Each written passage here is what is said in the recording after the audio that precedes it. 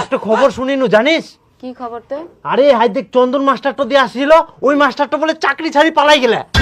হ্যাঁ ঘন্টার চাকরি কিস্তি না ঠাওয়া বলে বলে মই বেতনে পাবো না। এই ফালতু চাকরি না কইরা যদি 3 বছর ধরে মই ধানে কাটি বেড়ান হই তাহলে মোর অনেক টাকা হয়। আল্লাহ চাকরি মই গুষ্টি মারুম।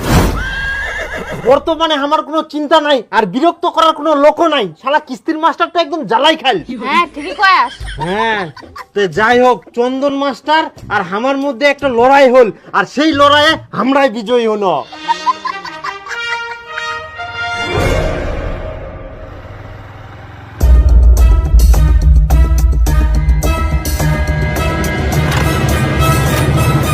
বাবা,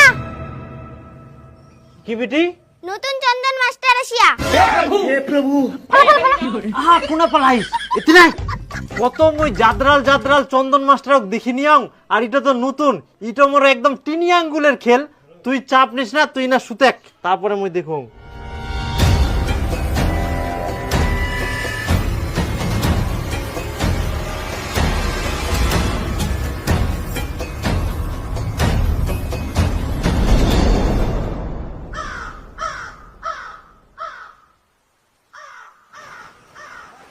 কাকা একটু দাঁড়ান তো। আচ্ছা কাকা, এটা কি টুম্পা রায়ের বাড়ি? হ্যাঁ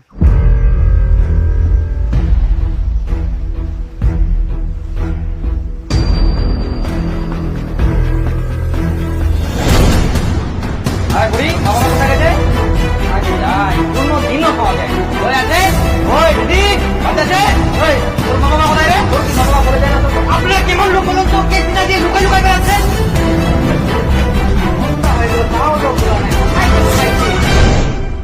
টুম্পা রায়, স্বামী সবুজ রায়, এনারা গত 9 মাস ধরে কিস্তি দেয়নি। আপনি তো নতুন জয়েনিং করেছেন, কিন্তু আপনার মধ্যে একটা আলাদাই গুণ দেখতে পাচ্ছি, আলাদাই দোষ দেখতে পাচ্ছি, যেটা একমাত্র বাঘের মধ্যে থাকে। বাঘ যেভাবে দৌড়ে শিকার করে, তেমনই আপনাকে এনাদের কিস্তিগুলো রিকভারি করতে হবে। Yes sir.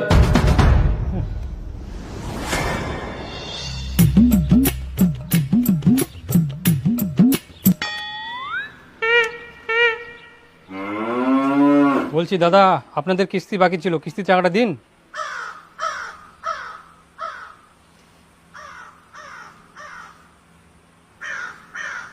একটা মানুষ কোনো মতো বাঁচিছে, কুকুন চুলি যায় সেটা কোয়া মুশকিল, আর তোমরা কিস্তি চাচ্ছেন? কেমন ধরনের মানুষ তোমরা? দেখুন, আমার কাজ হচ্ছে লোনের কিস্তি আদায় করা, আর আমার কাজ তো আমাকে করতেই হবে। আপনি 9 মাস ধরে কিস্তি টাকা দেননি, অফিস থেকে আপনাকে আর কোনো ছাড় দেওয়া হবে না। দয়া করে আপনি কিস্তি টাকা দিন। আপনি কি অন্ধ? আপনি একটা কাজ করুন, এই যে ধরুন বাস,